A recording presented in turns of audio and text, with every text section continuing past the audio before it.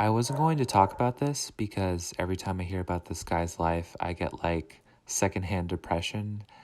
And I don't know if that's because he was bullied into starting an OnlyFans account or because I easily get depressed.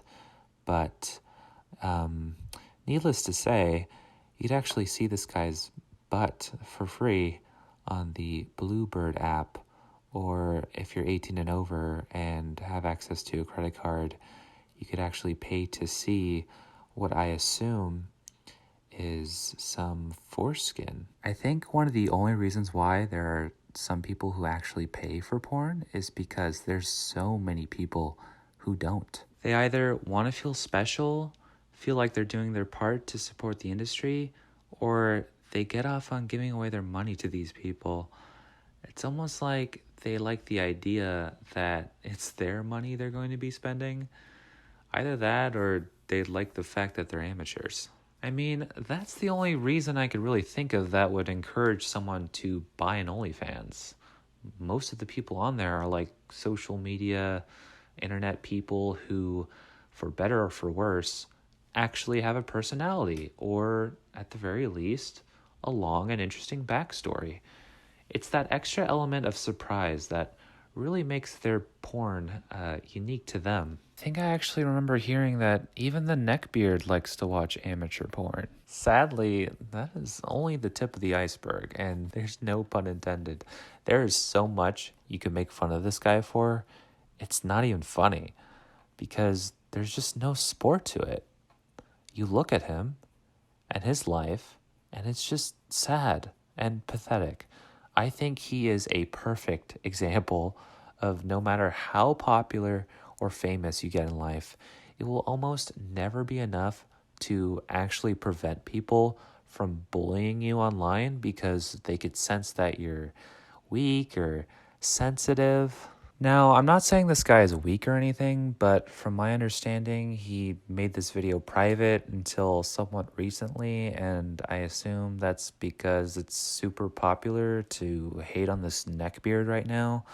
It was sort of brave of him to post this back in the day because everyone loved and respected neckbeard, but just imagine if he had kept this video up while he was still friends with the guy. Like, that would have taken some serious cojones. Or the tendencies of a psychopath. Guys, today's video has been made possible by our beautiful, incredible, fantastic, just gorgeous, perfect, incredible patrons. If you would like to become a patron, you can visit the link down in the description below to become one of my beautiful patrons. Wouldn't it be annoying if I started the episode with things like that? Yeah, it would be annoying to start the video that way.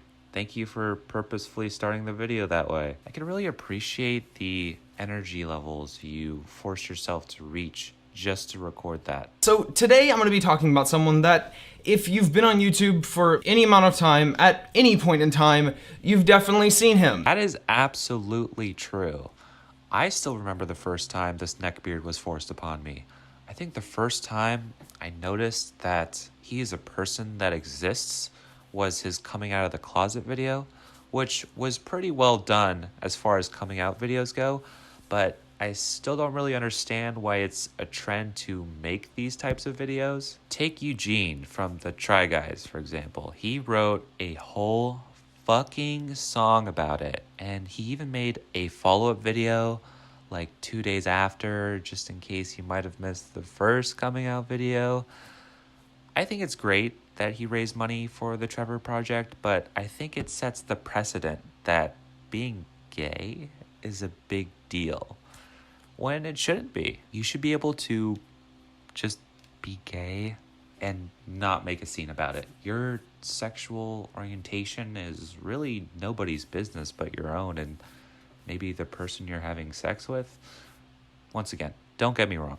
I think it's beautiful that a coming out video can give other people the strength and the courage to come out themselves. But, you know, me personally, like whatever my orientation is, I just don't ever see myself making a video about it. That's just my 2 cents, so no need to send hate my way. In fact, I would love it if you did the exact opposite. His name is Shaved Dawson. Shane Dawson. That was a beautiful pun. like flawless delivery. He's been around since the early eras of YouTube and has always created whatever content people wanted to see. You talk about it like it's a bad thing. Isn't that what you should be doing? His channel has had its ups and downs when it comes to views, but right now in 2017, he is fucking hitting his stride again. Based on his views, he's making fucking bank. I could see how you would think that, but that's not always the case. So you might be saying, oh, do you have a problem with that, Bobby? So another YouTuber making money off something that someone else enjoys? Not necessarily. I wish you did have a problem with that. I think that would make you super likable. I have a problem with people manipulating people and not being honest and making terrible, terrible, terrible, terrible, terrible, terrible, terrible content. I don't think it's that bad, but it was pretty funny to watch you call it terrible like 6 or 7 times. You could call it terrible all you want, but at least the camera quality is there.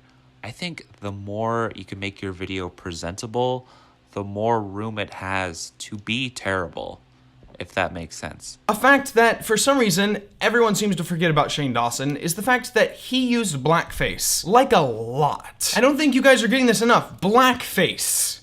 Blackface. This person, blackface. Now, to be fair, he does not currently do it, and has he apologized for it? Let's see. Okay, here we go. We have an apology video by Shane called My Apology, Blackface and Offensive Videos. This entire blackface section was left out of Neckbeard's response video, which is understandable because it just kind of comes out of nowhere and it doesn't really fit the overall narrative. In his head, he's already apologized, but I think if he had addressed it like just one more time in response to this hater, I think he could have prevented his haters from multiplying. Hey, what's up, you guys?